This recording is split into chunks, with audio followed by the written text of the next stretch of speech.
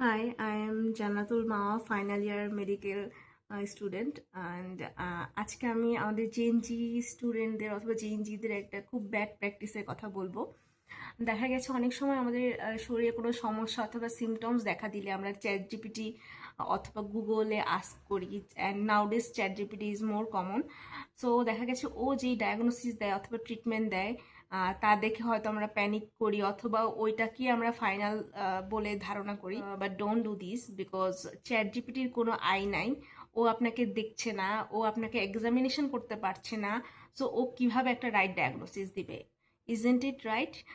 So please আপনারা একটা MBBS ডিগ্রিধারী ডক্টরের কাছে যাবেন, আর মেডিকেল প্র্যাকটিশনারের কাছে যাবেন যার এমবিবিএস ডিগ্রি আছে। সে আপনাকে দেখবে, এক্সামিনেশন করবে এবং যদি দরকার পড়ে কোনো ইনভেস্টিগেশন দিবে, তারপরে একটা প্রপার অথবা রাইট ডায়াগনোসিস করতে পারবে, যা চ্যাট জিপিটি কখনোই করতে পারবে না। So don't do ChatGPT before go to doctor. Please first of all, if any symptoms appear অথবা শরীরে কোনো রকমের সমস্যা হলে ডাক্তারের কাছে যাবেন। Don't do ChatGPT. Thank you.